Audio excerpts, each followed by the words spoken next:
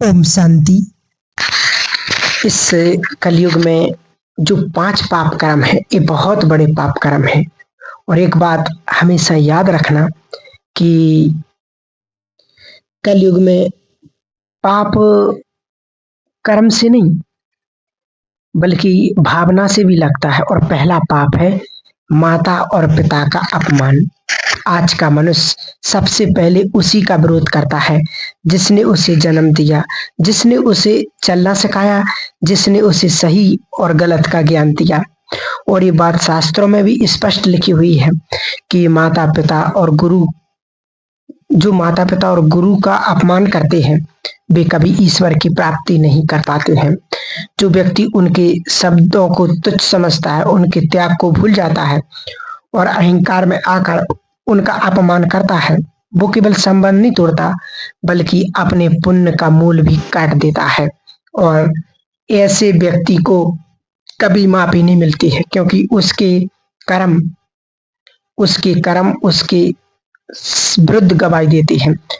और ऐसे लोग जीवन में चाहे धन कितना भी कमा लें, लेकिन अंदर से वो खाली रहते हैं, क्योंकि जिस जड़ को ही काट दिया हो वो वृक्ष अधिक समय तक हरा नहीं रह सकता है। दूसरा पाप महापाप है किसी की मजबूरी का लाभ उठाना। शास्त्रों में भी कहा गया है कि जो व्यक्ति किसी की कमजोरी, किसी की गरीबी, किसी की पीड़ा को देख करके दया नहीं करता है बल्कि उसको अपने स्वार्थ के लिए उपयोग करता है, वो सबसे क्रूर पाप करता है, क्योंकि ये पाप शरीर को नहीं आत्मा को भी चोट पहुंचाता है। ऐसे व्यक्ति को देख करके यमराज भी कहते हैं कि इस जिसने जीवन में करुणा नहीं सीखी उसे मृत्यु के बाद भी करुणा कैसे दी जाए। कलयुग में ये पाप सबसे अधिक फैल चुका है। लोग दूसरों की व्यवस्था को अपना सौदा बना लेते हैं और यही कारण है कि समाज में अशांति बढ़ती जा रही है। और शास्त्रों में ये भी कहा गया है कि दया ही धर्म की पहचान है। और जहाँ दया समाप्त हो जाती है वहां अधर्म जन्म लेता है, और जब अधर्म सीमा पार कर लेता है तब दंड निश्चित होता है। और ये दंड कभी रोग बन करके आता है, कभी मानसिक पीड़ा बन करके, और कभी जीवन में असफलता बन करके आता है। इसलिए आज का ये वीडियो आपको सुनाने के लिए नहीं बल्कि आत्म परीक्षण के लिए है, बल्कि क्योंकि कलयुग में सबसे बड़ा धर्म है अपने आचरणों को शुद्ध रखना, अपने चरित्र को पवित्र रखना और शुद्ध रखना। और सबसे बड़ा पाप है अपने अहंकार को धर्म से ऊपर रखना। जो व्यक्ति आज ही अपने व्यवहार को सुधार लेता है वही अपने आने वाले घर में सुख शांति का अनुभव करता है। और तीसरा महापाप है स्त्री का अपमान और शोषण, क्योंकि स्त्री को शरीर समझ लेना सबसे बड़ा अधर्म माना गया है। और वेद पुराण भी कहता है कि जहाँ स्त्री का सम्मान नहीं होता है वहां देवता भी वास नहीं करते हैं। और जो व्यक्ति स्त्री की मर्यादा को तोड़ता है, चाहे वह दृष्टि से, शब्दों से हो या कर्म से हो, वो अपने जीवन की रक्षा कवच को स्वयं ही नष्ट कर देता है।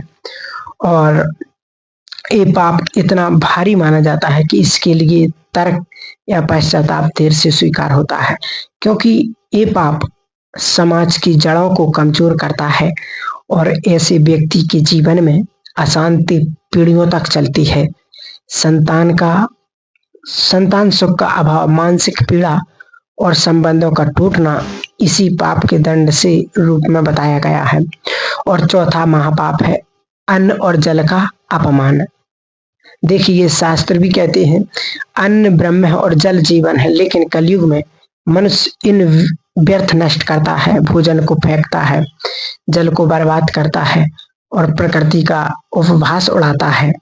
तो इस पाप को बहुत गंभीर माना जाता है, क्योंकि जिसने जीवन देने वाले तत्वों का ही सम्मान नहीं किया उसने अपने स्वयं ही जीवन का सम्मान नहीं किया। ऐसे लोगों को जीवन में अभाव का सामना करना पड़ता है, चाहे उनके पास धन हो फिर भी तृप्ति नहीं मिलती है, क्योंकि अन्न और जल के अपमान से लक्ष्मी भी दूर चली जाती है। और शास्त्रों में भी कहा गया है कि जो अन्न का एक कड़वी आदर्श से ग्रहण करता है तो उसे कभी भी जीवन में कमी नहीं पड़ती है, और जो तुच्छ समझता है वो जीवन भर असंतोष में जलता रहता है। इन पापों की विशेष यही बात है कि इनका दंड तुरंत दिखाई नहीं देता है। एक बात याद रखना, जब आता है तो मनुष्य को अंदर से तोड़ देता है। इसलिए आज आपको ये वीडियो डराने के लिए नहीं, एक सचेत करने के लिए, एक चेताने के लिए बना रहे हैं।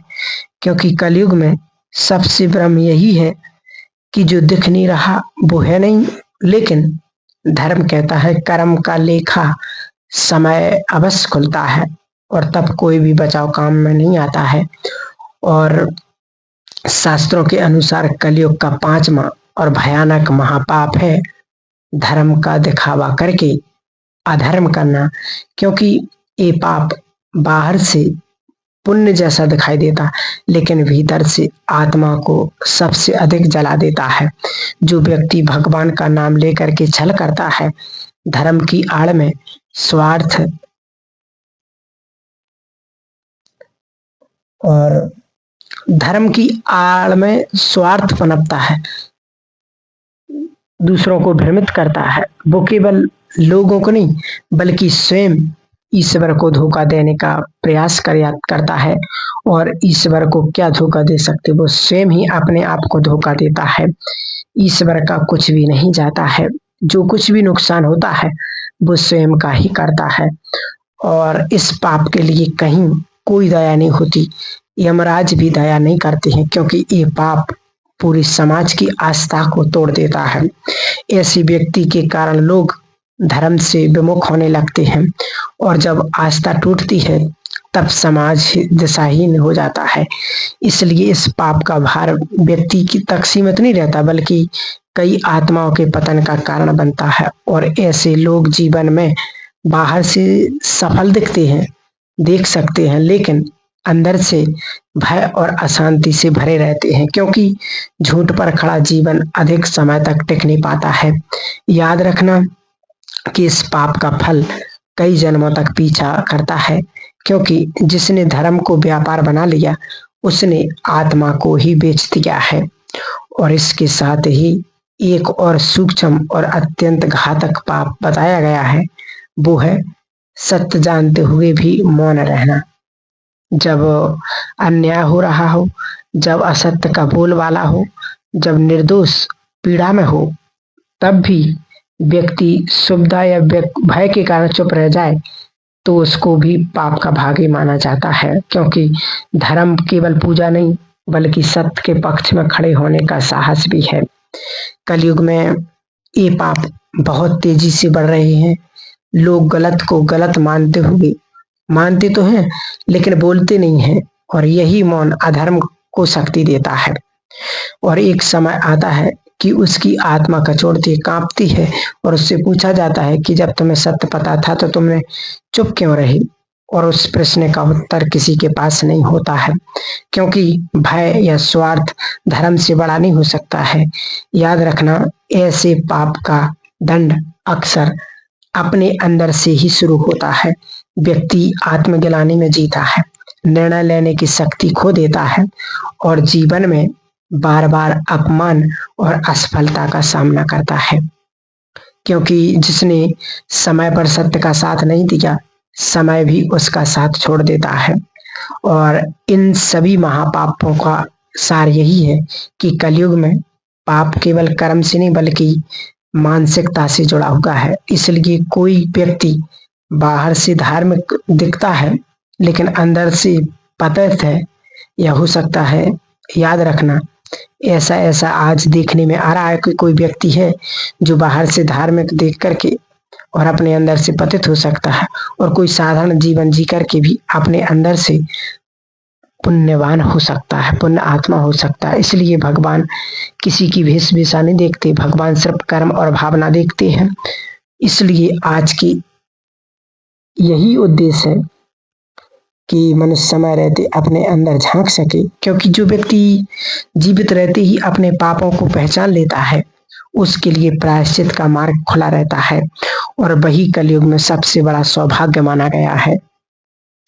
और देखिए, कलयुग में सबसे बड़ा सौभाग्य ये नहीं कि मनुष्य पाप ना करे, बल्कि ये है कि वो समय रहते अपने पापों को पहचान ले, क्योंकि जो पहचान लेता है उसके लिए उद्धार का द्वार खुल जाता है और उस आत्मा को फिर कठोर दंड नहीं मिलता है। जो अपने दोषों को स्वीकार कर पश्चाताप के मार्ग पर चल पड़ते हैं, प्रायश्चित या अर्थ केवल या मंत्र जाप या दान नहीं, बल्कि अपने आचरण में परिवर्तन लाना है, जिसके कई जन्मों तक साथ देता है। याद रखना कि जिस दिन मनुष्य ठान ले कि वो छल नहीं दे करेगा, अन्याय का साथ नहीं देगा, स्वार्थ के लिए किसी का अहित नहीं करेगा और धर्म का एक सौदा नहीं बनाएगा, उसके उसी दिन से पाप जलने लगते हैं। और सच्चा प्रायश्चित मौन से नहीं, सही कर्म से होता है। जब गलत को गलत कहने का साहस आ जाए, जब सत्य के पक्ष में खड़े होने की शक्ति आ जाए, जब क्रोध के स्थान पर करुणा और अहंकार के स्थान पर विनम्रता आ जाए, तब समझ लेना कि आत्मा शुद्ध होने लगी है। अपनी मृत्यु के बाद कठिनाई उनको होती है जो अपने जीवन भर स्वयं को सही साबित करते रहे और अंत समय में भी अपने कर्मों की जिम्मेवारी नहीं ली। लेकिन जो व्यक्ति जीवन में अपने अंदर झांक लेता है, उसके लिए मृत्युदंड नहीं बल्कि एक यात्रा बन जाती है। इसलिए आपको परमात्मा यही कहते हैं, क्योंकि कलयुग में सबसे बड़ा पाप अज्ञान नहीं बल्कि जानते हुए अज्ञान बनना। तो परमात्मा शिव बाबा हमें यही बताते कर्मों की गुह गति को, कि हमें कर्मों को देखते हुए अपने श्रेष्ठ कर्मों की ओर आगे बढ़ना है।